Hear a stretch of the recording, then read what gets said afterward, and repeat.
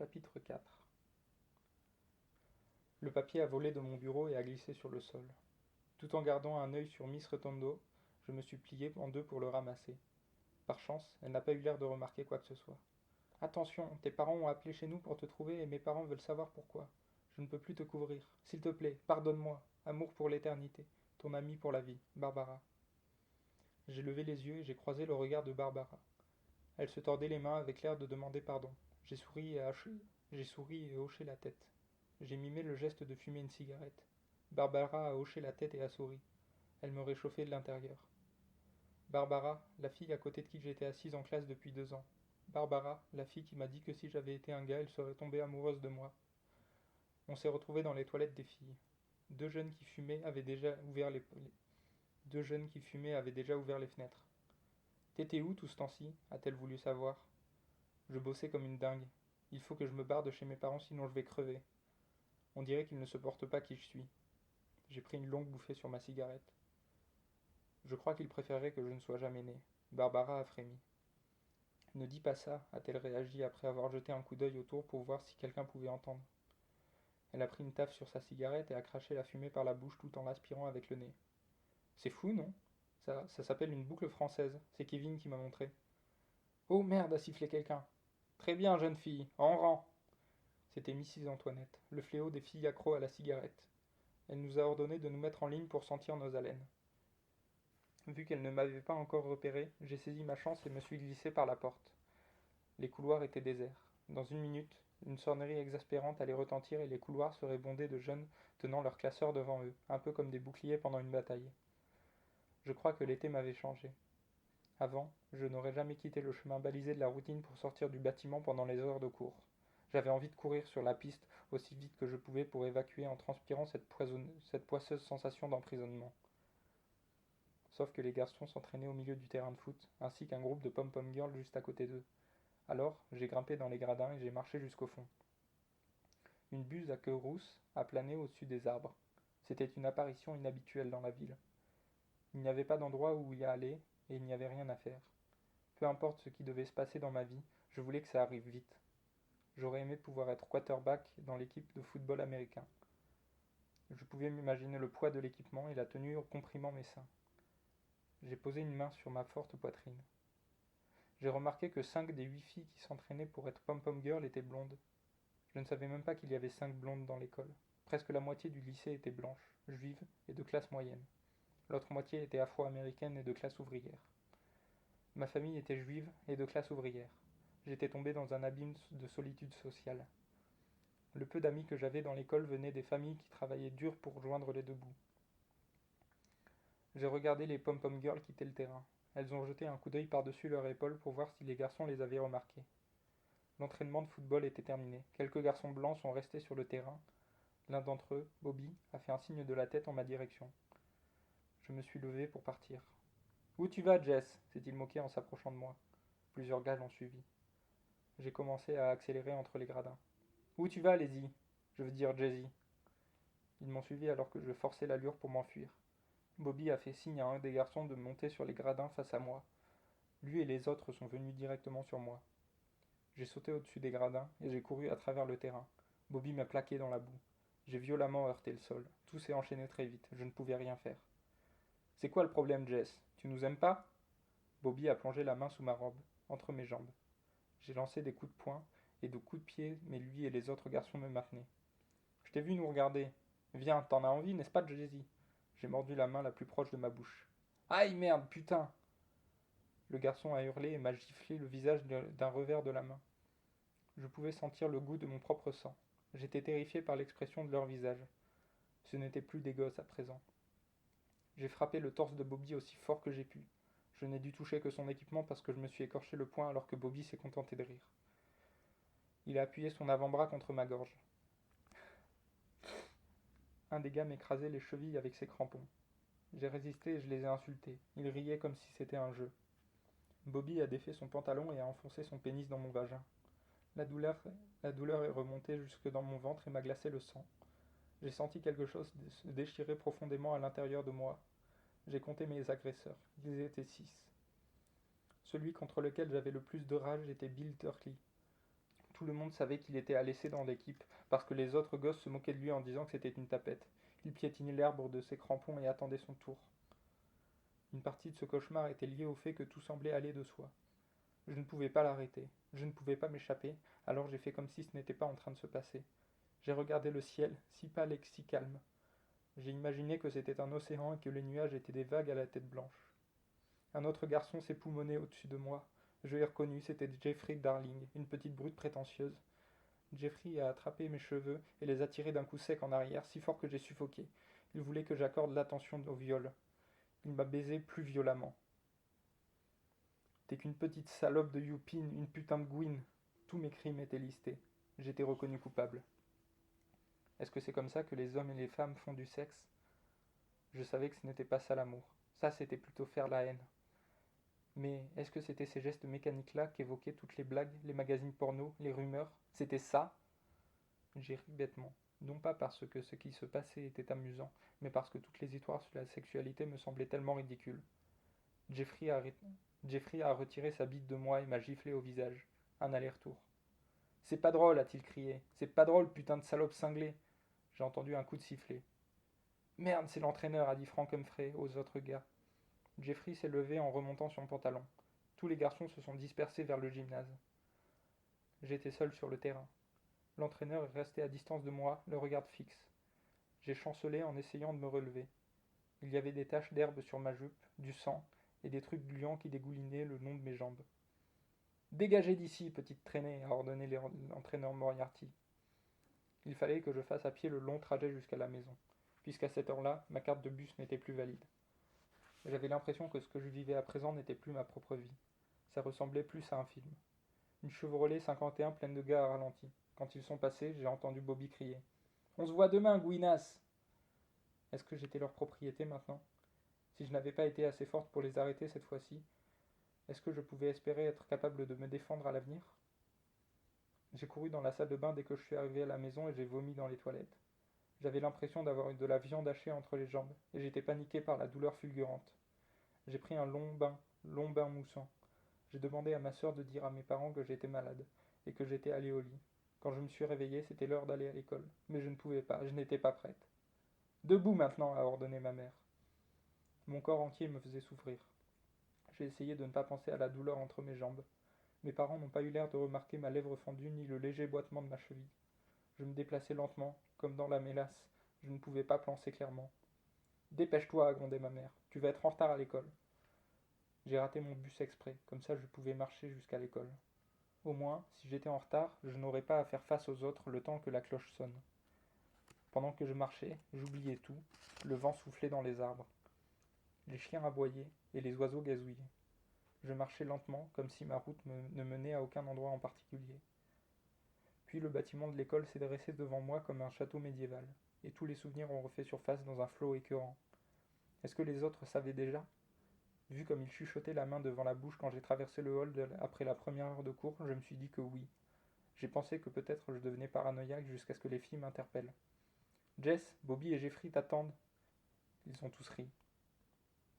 Je me suis senti comme si j'étais coupable de ce qui s'était passé.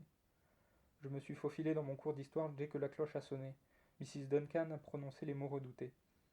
Très bien les enfants, prenez une demi-feuille de papier et numérotez-les de 1 à 10. C'est une interrogation. Question 1. En quelle année a été signée la Grande Charte? J'ai essayé de me rappeler si elle nous avait déjà dit ce que pouvait bien être cette foutue Grande Charte. 10 questions ont flotté dans les airs. J'ai mâchouillé mon stylo en regardant fixement la feuille vierge en face de moi. J'ai levé la main et j'ai demandé à aller aux toilettes. Vous pourrez y aller dès que vous aurez fini l'interrogation, Miss Goldberg. S'il vous plaît, Miss Duncan, c'est une urgence. Ouais, a lancé Kevin Manley, elle doit aller retrouver Bobby. J'ai entendu les rires derrière moi alors que je quittais la classe en panique. J'ai couru à travers le hall en cherchant quelqu'un pour m'aider.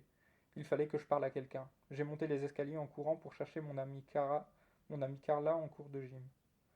Quand la cloche a sonné, j'ai vu Carla dans la cohue d'élèves qui passait la double porte. Carla, ai-je crié, il faut que je te parle. Qu'est-ce qu'il y a? Il faut que je te parle. On a pris place dans la file pour le repas. Qu'est-ce qu'ils nous servent aujourd'hui? M'a demandé Carla. Tu peux regarder? De la merde en boîte. Ah, comme hier? Et le jour d'avant. C'était un seul soulagement de rire avec elle.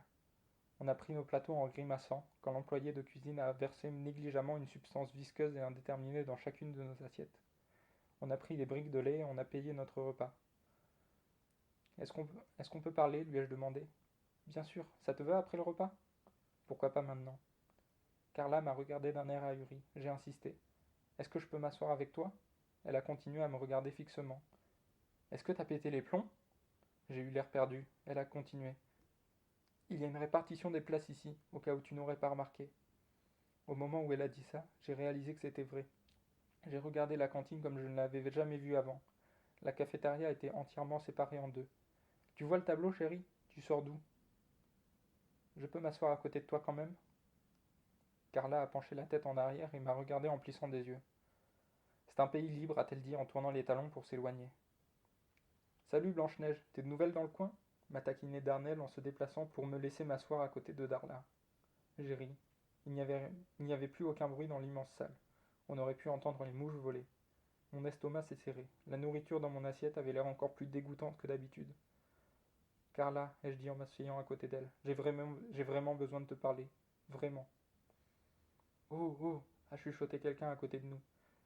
Miss Benson a fondu sur notre table. Jeune fille, qu'êtes-vous en train de faire? J'ai pris une profonde inspiration. Je mange mon déjeuner, Miss Benson. Tous les gosses de la table ont essayé d'étouffer leur rire, mais quand le lait a giclé du nez de Darrell, eh bien, ça a été plus possible de se contrôler. Venez avec moi, jeune fille, m'a dit Miss Benson. Pourquoi? Ai-je voulu savoir. Je n'ai rien fait. Elle est sortie, rouge de colère. C'était facile, a dit Darnell. Trop facile, a répondu Carla. Carla, j'ai vraiment besoin de te parler. Oh, oh, a dit Daryl. Maintenant c'est Jim Crow qui s'amène. En vérité, son nom était Moriarty. L'entraîneur s'est dirigé droit sur moi. J'attendais qu'il me dise quelque chose, mais il ne l'a pas fait. Il m'a attrapé par les bras, en enfonçant ses doigts dans ma chair. Moriarty m'a à moitié traîné jusqu'à la porte de la cafétéria. T'es une petite salope, a-t-il chuchoté. Je m'en occupe, est intervenue Miss Moore, la surveillante générale. Elle a passé son bras autour de moi et m'a conduit dans le hall. Petite, vous êtes dans un sale pétrin. Que diable étiez-vous en train de faire? Rien, Miss Moore, je n'ai rien fait. J'étais juste en train de parler à Carla. Elle m'a souri. Parfois, il n'y a pas besoin de faire grand-chose pour se retrouver dans une situation fâcheuse. Toute ma panique et ma peur sont remontées dans mes yeux. J'aurais tellement voulu me confier à Miss Moore. Elle a essayé de me rassurer. Ma chérie, ce n'est pas si grave. Je ne pouvais pas parler. Est-ce que ça va, Jess? Est-ce que vous avez des ennuis? Elle regardait ma lèvre fendue. Personne d'autre ne l'avait remarqué. Vous voulez en parler, Jess? Je voulais en parler, mais ma bouche refusait de bouger. Et voilà l'autre fauteuse de trouble, a dit Moriarty.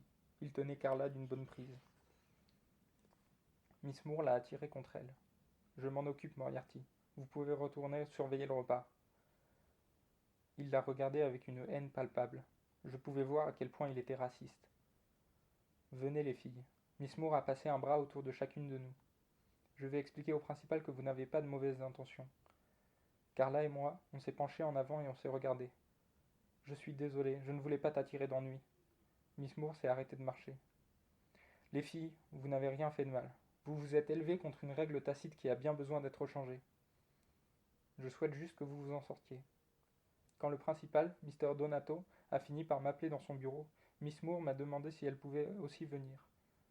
Il a froncé ses épais sourcils. Je préfère que vous ne veniez pas, Suzanne. Mr. Donato a fermé la porte et m'a fait signe de m'asseoir. Je me sentais seul dans un monde hostile. Il s'est affaissé dans sa chaise et a pressé le bout de ses doigts les uns contre les autres. J'ai regardé la peinture de George Washington sur le mur et me suis demandé s'il portait une peau de mouton blanche ou si la peinture était inachevée. Mr. Donato s'est raclé la gorge. Je savais qu'il était prêt. J'ai entendu dire que vous avez créé quelques troubles à la cantine aujourd'hui, jeune fille. Voulez-vous vous expliquer? J'ai haussé les épaules. Je n'ai rien fait. Donato s'est penché en arrière dans sa chaise. Le monde est très complexe, beaucoup plus complexe que les enfants ne peuvent l'imaginer.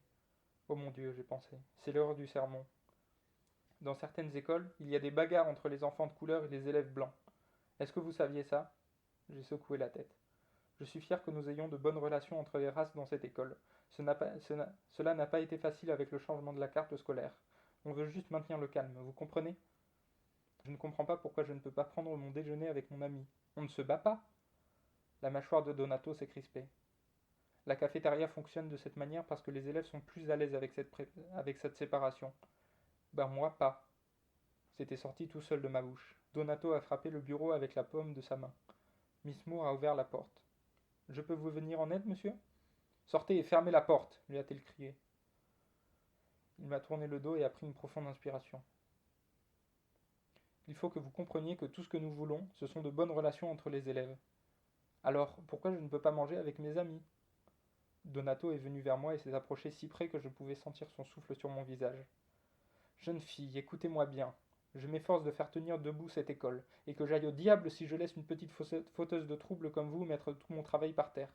Vous m'avez compris? J'ai cligné les yeux quand des postillons ont heurté mon visage. Vous êtes suspendu pour une semaine.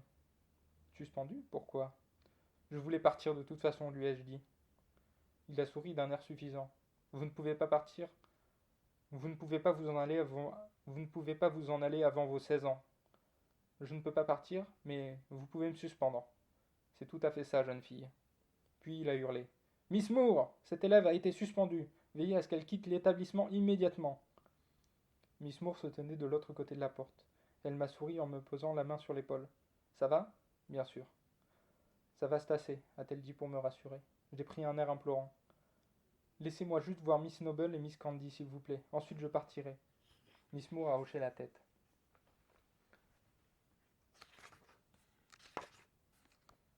J'avais tellement envie de lui parler, mais je me sentais comme sur un bateau qui partait à la dérive, s'éloignant de tout le monde. Je lui ai dit au revoir et je suis parti. Miss Noble corrigeait des interrogations. Miss Noble corrigeait les interrogations. Elle a levé les yeux vers moi quand je suis rentré dans la classe. J'écoute. Elle a continué de corriger les copies. Je me suis assise sur une table face à elle. Je viens vous dire au revoir. Miss Noble m'a regardé et a ôté ses lunettes. Vous arrêtez l'école maintenant? J'ai haussé les épaules. Ils m'ont suspendu, mais je ne reviendrai pas. Ils vous ont suspendu? À cause de l'incident de la cantine? Miss Noble s'est frotté les yeux, puis a fait glisser ses lunettes pour les remettre en place. Est-ce que vous pensez que j'ai fait quelque chose de mal? Elle s'est reculée sur son siège. Quand on fait quelque chose par conviction, ma chère, ce doit être parce qu'on pense que c'est la bonne chose à faire. Si vous cherchez l'approbation de tout le monde, vous ne serez jamais capable d'agir. Je me suis senti attaqué. Je ne demande pas à tout le monde, je voulais juste... Je ne demande pas à tout le monde, je vous demandais juste à vous. Je me suis renfrogné. Miss Noble a remué la tête. Gardez en tête de revenir. Vous devez aller à l'université. J'ai haussé les épaules. Je ne finirai pas le lycée, j'irai à l'usine. Vous avez besoin de compétences, même pour être ouvrière. J'ai haussé les épaules. Pour commencer, je ne peux pas me payer l'université. Mes parents ne vont pas débourser un centime pour moi ni co-signer un emprunt. Elle s'est passé la main dans les cheveux. J'ai remarqué pour la première fois à quel point ils étaient gris. Qu'est-ce que vous voulez faire de votre vie? A-t-elle demandé. J'ai réfléchi à la question. Je veux un boulot dans une usine où il y a un syndicat. J'aimerais vraiment aller dans une grande aciérie ou chez Chevrolet. J'imagine que ce n'était pas juste de ma part d'attendre de vous que vous vouliez faire mieux. Comme quoi, j'ai dit. J'étais en colère d'être devenu le sujet de déception, pour elle aussi. J'imaginais que vous deviendriez une grande poète américaine, ou une fougueuse responsable syndicale, ou que vous découvriez comment soigner le cancer. Elle a retiré ses lunettes et les a nettoyées avec un Kleenex. Je voulais que vous aidiez à changer le monde. J'ai ri. Elle n'avait aucune idée à quel point j'étais démuni en vérité. Je ne peux rien changer du tout. J'ai envisagé de lui raconter ce qui s'était passé sur le terrain de football, mais je n'ai pas trouvé les mots pour me lancer. Est-ce que vous savez ce qu'il faut pour changer le monde, Jess? J'ai secoué la tête. Il faut que vous découvriez ce en quoi vous croyez réellement. Ensuite, il faut que vous trouviez d'autres gens qui partagent la même idée. La seule chose que vous devez vraiment faire seul, c'est décider de ce qui est important pour vous. J'ai hoché la tête et je me suis levé. Je ferais mieux d'y aller, Miss Noble, avant qu'ils envoient une délégation pour me jeter hors de l'école. Elle s'est levée et a pris ma tête entre ses mains. Elle m'a embrassé sur le front. Je ne sais pas pourquoi, mais ça m'a rappelé comment je m'étais senti en prison avec Al et Mona. Ces moments où tu es séparé des gens que tu aimes et dont tu te sens vraiment proche. Miss Noble m'a dit « Revenez me voir ». Je lui ai menti, bien sûr. J'ai repris mon chemin vers le gymnase pour dire au revoir à Miss Candy. Miss Johnson m'a arrêté dans le couloir. Où est votre laissez-passer, jeune fille?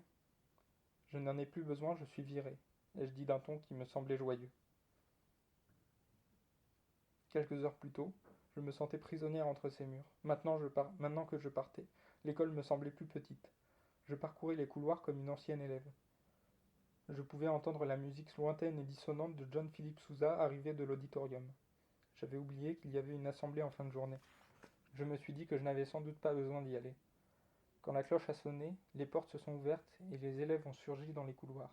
J'ai attendu que le flot s'atténue un peu avant de lutter pour atteindre le gymnase. Il n'y avait personne dans le gymnase des filles quand je suis arrivé. J'ai pris mes chaussures de sport et mon short dans mon casier et je les ai mis. J'ai commencé à jouer avec les cordes, grimpant sur l'une puis les autres.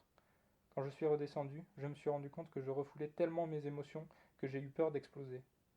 J'ai couru sur la piste intérieure jusqu'à presque en tomber. Quand je me suis arrêté, j'ai vu Miss Candy qui me regardait. Elle était revenue au gymnase pour faire quelque chose et m'avait vu courir. Vous me regardez depuis combien de temps? Elle a haussé les épaules. J'ai entendu dire que vous étiez suspendu. Est-ce que vous pensez que j'ai fait quelque chose de mal, Miss Candy? Dès que j'ai dit ça, j'ai repensé à ce que m'avait expliqué Miss Noble sur le fait de chercher l'approbation. Simplement, je ne crois pas que vous ayez voulu semer le trouble, c'est tout, a-t-elle dit en regardant ailleurs. Oh, ai-je dit en soupirant, déçu. Eh bien, Miss Candy, je suis juste venu vous dire au revoir. Je suis passé devant l'atelier de mécanique. C'était là, le cours que j'aurais voulu faire. Au lieu de ça, ils m'ont fait faire des feuilletés et de la sauce au citron dans le cours de cuisine. Comment Miss Noble pouvait-elle s'imaginer que j'avais la moindre chance de changer ce monde en faisant des feuilletés? Sur l'entrée principale de l'école, les mots Optima Futura étaient gravés dans la pierre. Le meilleur est à venir. J'espérais que c'était vrai. Hé a hurlé Darnell depuis la permanence du deuxième étage. Bien joué! Je lui ai fait un signe de la main. On se voit plus tard, a-t-il crié. Un professeur l'a tiré à l'intérieur et a refermé la fenêtre. Jess! J'ai entendu Carla m'appeler. Jess, attends! Ils m'ont suspendu, lui ai-je dit. Moi aussi, pour 2 semaines. 2 semaines? Ils m'ont suspendu pour une seule? Je pars pour de bon, de toute façon. Carla a sifflé entre ses dents. Merde, t'es sûr de ton coup? J'ai hoché la tête. Je n'en peux plus. Jess, a dit Carla, avec toutes les merdes qui nous sont tombées dessus, j'ai oublié de te demander ce qui se passait. Tu as dit que tu avais besoin de me parler. Ce moment précis a été un tournant important de ma vie. Je me sentais comme un barrage sur le point de céder, mais je me suis entendu dire. Oh, ce n'était pas si important. Carla a eu l'air inquiète. T'es sûr? J'ai hoché la tête en sentant les dernières briques s'empiler sur le mur à l'intérieur de moi, probablement pour toujours. On descend à Jefferson, a dit Carla. Tu veux venir? J'ai fait non de la tête, puis je l'ai serré dans mes bras pour lui dire au revoir. Je ne voulais pas affronter mes parents. Je savais que si je me dépêchais, ils ne seraient probablement pas encore rentrés du boulot. Aussitôt arrivé à la maison, j'ai pris 2 thés d'oreiller que j'ai bourrés avec tous mes vêtements. J'ai plongé au fond de mon placard et j'ai sorti le sac à dos dans lequel il y avait une cravate et le costume que Hal et Jacqueline m'avaient acheté. La bague, je l'ai sortie de la boîte à bijoux de ma mère et je l'ai passée à ma main gauche. Je me dépêchais, craignant que mes parents arrivent et ne m'attrapent. J'ai trouvé un bout de papier et un stylo. Je transpirais et ma main tremblait. Cher papa et maman, j'ai écrit. Qu'est-ce que tu fais m'a demandé Rachel. Chut. J'ai continué à écrire. J'ai été viré de l'école. Ce n'est pas ma faute, au cas où ça vous intéresse. J'ai presque 16 ans. Je vais arrêter pour de bon. J'ai un boulot et de l'argent. Je pars. S'il vous plaît, ne venez pas me chercher. Je ne veux plus vivre ici. Je ne voyais pas quoi écrire de plus. Il pourrait me retrouver au boulot s'il voulait. Mais il pourrait aussi être content d'être débarrassé de moi, autant que je serais soulagé de partir. Qu'est-ce que tu fais m'a redemandé Rachel. Ses lèvres tremblaient. Chut, ne pleure pas. Je lui ai fait un câlin. Je pars de la maison. Elle a secoué la tête. Non, tu ne peux pas. J'ai hoché la tête. Je vais essayer. Je vais devenir cinglé ici. Je le dirai, m'a-t-elle menacé. J'ai couru dehors, redoutant de me faire attraper par mes parents au dernier moment. Ils pourraient utiliser la force pour me ramener, m'arrêter ou m'envoyer dans une institution, où ils pouvaient simplement me laisser partir. C'était eux qui décidaient. Ça, je l'avais bien compris.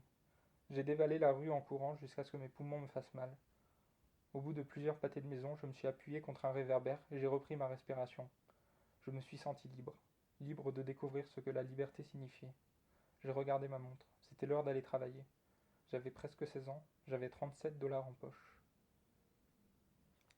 Tu es en retard, m'a dit le contremaître quand je suis rentré.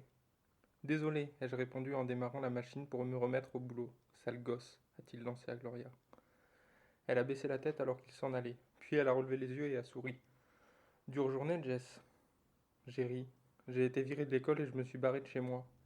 Elle a soupiré et a secoué la tête. Je t'aurais bien ramené à la maison avec moi, mais mon mari essaye déjà de faire déguerpir nos propres enfants. J'ai demandé à Heidi si je pouvais enchaîner 2 postes. On va voir. À 23 heures, le boulot était fini et il m'a renvoyé chez moi. J'ai essayé de dormir assise à la gare routière, mais les flics n'arrêtaient pas de venir et de me demander de leur montrer mon ticket.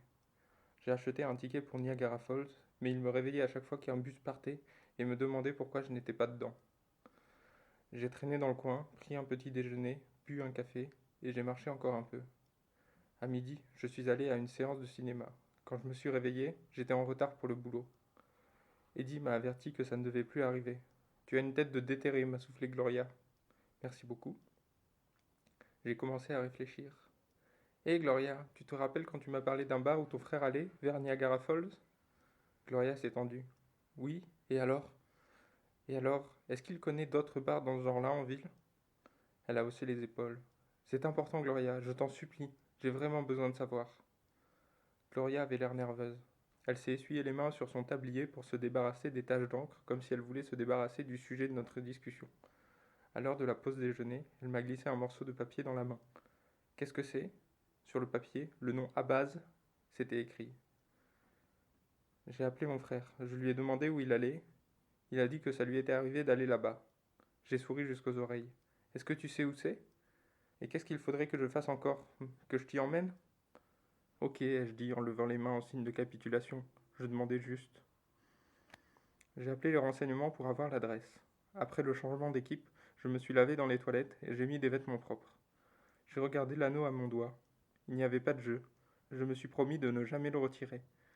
À mon avis, il était temps que cet anneau me livre ses secrets pour m'aider à survivre à ma propre existence.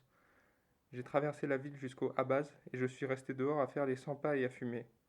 J'étais tétanisé à l'idée de rentrer dans ce bar, exactement comme je l'avais été la première fois au Tifkaz, sauf que cette fois, je trimballais tout ce que je possédais dans 2 thés d'oreiller. Où est-ce que je pourrais bien aller si j'étais rejeté d'ici? J'ai pris une profonde inspiration et je suis rentré dans le bar. C'était vraiment bondé à l'intérieur. Du coup, j'avais le sentiment d'être incognito et en sécurité. Je me suis faufilé jusqu'au bar. Une génie, j'ai demandé à la barmaid. Elle a plissé les yeux. Fais-moi voir un papier d'identité. On m'en a jamais demandé au Tifkaz, j'ai protesté. Elle a haussé les épaules. Alors va boire une bière au Tifkaz, a-t-elle lancé en s'éloignant. J'ai frappé le bar avec mon poing. On a eu une dure journée, petite? On a eu une dure journée, petite? M'a demandé une des bouches accoudées au comptoir. Une dure journée? Mon rire a retenti, strident. J'ai été viré de l'école, je n'ai pas d'endroit où aller, et je vais perdre mon putain de boulot si je ne trouve pas un endroit où dormir pour être à l'heure. Elle a pincé ses lèvres, a hoché la tête et a pris une gorgée de bière. Tu peux venir chez nous pour un temps si tu veux, a-t-elle dit avec désinvolture. Tu te fous de moi? Ai-je demandé. Elle a secoué la tête. T'as besoin d'un endroit où te poser? Ma copine et moi, on a un appartement au-dessus de notre garage. Tu peux y venir si tu veux, c'est toi qui vois. Elle a fait un signe à la barmaid. Meg, mets une bière à la petite pour moi, ok? On s'est présenté. Jess quoi? A-t-elle demandé. Jess, c'est mon nom. Juste Jess. Tony a grogné. Juste Jess, hein? Eh bien moi, c'est juste Tony. Meg a flanqué une bouteille de bière devant moi. Merci pour la bière, Tony. Je l'ai salué avec ma bouteille. Est-ce que je peux venir dès ce soir? Tony a ri. Oui, j'imagine, si je ne suis pas trop bourré pour mettre les clés dans la serrure. Hé, Betty!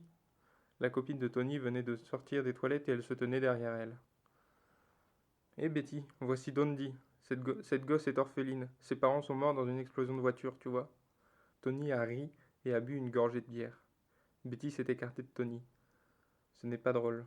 Je suis intervenu. Tony m'a dit que vous aviez un endroit où je pourrais me poser. J'ai vraiment besoin d'un endroit où dormir. Je veux dire, vraiment besoin. Betty a regardé Tony, a haussé les épaules et s'est éloignée. C'est bon pour elle, a dit Tony. Je vais retourner et m'asseoir avec Betty. Je viendrai te chercher avant qu'on parte. J'ai fini ma bière et j'ai posé ma tête sur le bar. La pièce tournait et j'avais tellement envie de dormir.